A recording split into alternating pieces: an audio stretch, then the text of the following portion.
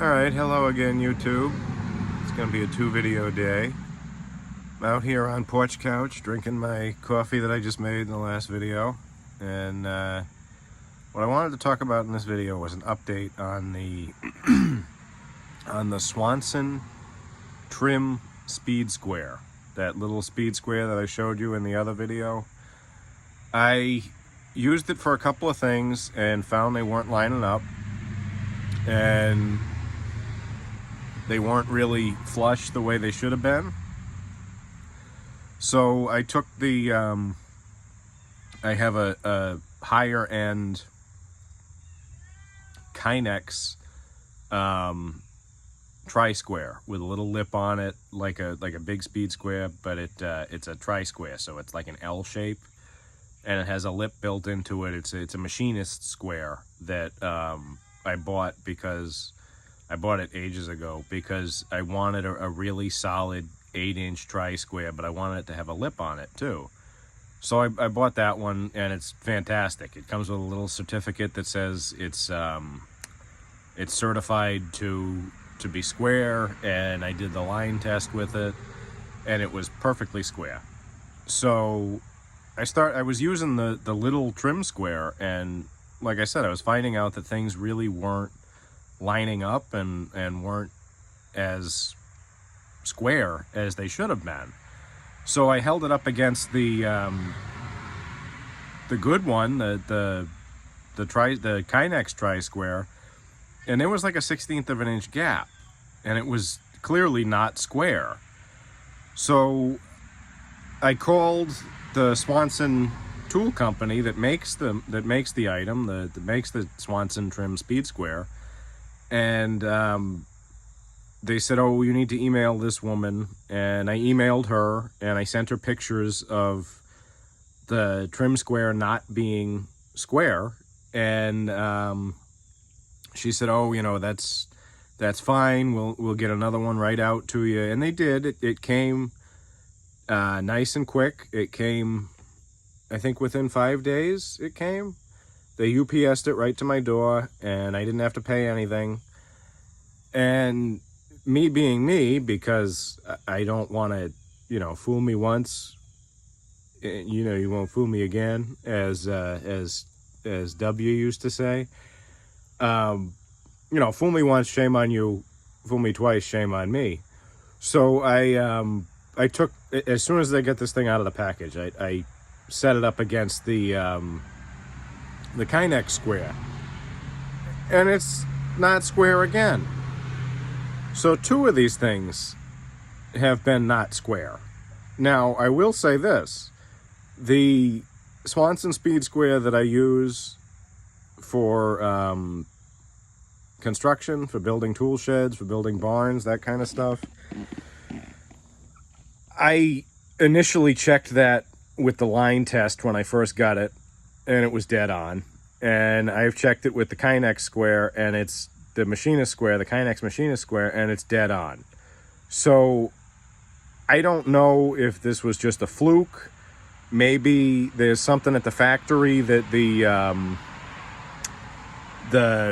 in the, you know, the molds for the trim squares, or the however they make them, maybe there's something in one of the machines that isn't that square. But at this point, I'm not even gonna bother. I have always used a 6-inch combination square for finished carpentry when I did finished carpentry, and I'm gonna be doing a bunch of finish work here on the house. Gonna be renovating a bathroom and things like that. And I had bought this square in the hopes that I would be able to use it, and it's not square. It's the Swanson trim speed square, at least the 2 of them that I have gotten, they're out by a 1/16 of an inch, which, I mean, I know that doesn't sound like a lot, but when you're trying to put miters together, when you're trying to put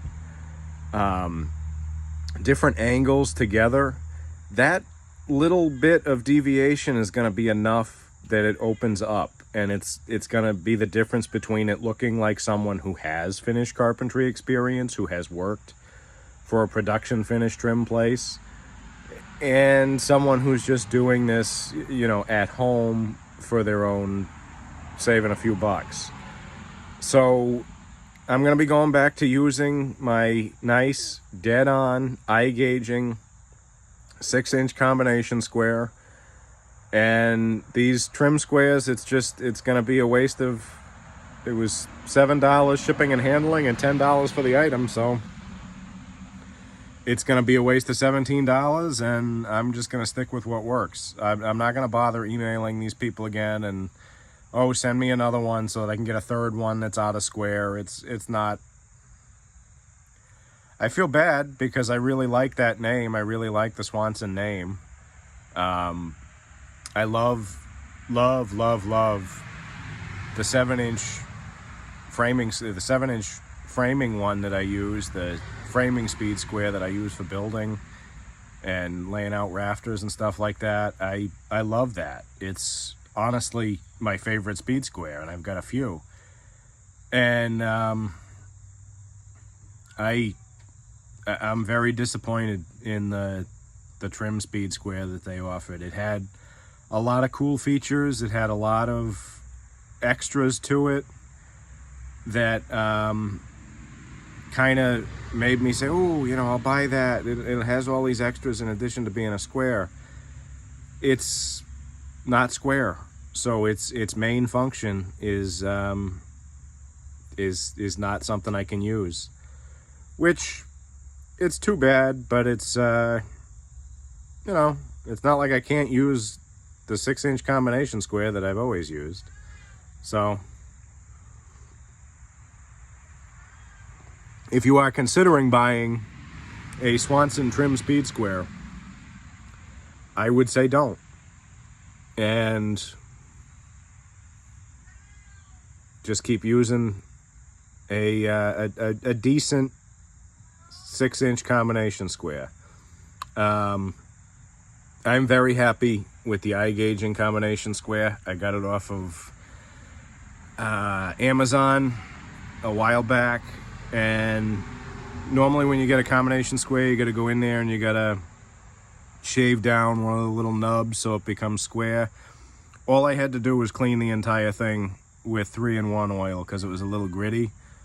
And it's dead on square. It's not, it doesn't deviate. It doesn't... Truck pulling into the church. I don't know what that's all about. But the Igaging combination square is what I would recommend. If you're going to be doing finished carpentry, if you're going to be doing trim work, if you're going to be doing cabinet making, don't buy the Swanson trim speed square because it's not square. I don't want to sound like I'm bashing the company, but it's a gimmicky thing. Stick with what works. 6-inch combination square by Igaging. That will work. So anyway, I've rambled long enough about this.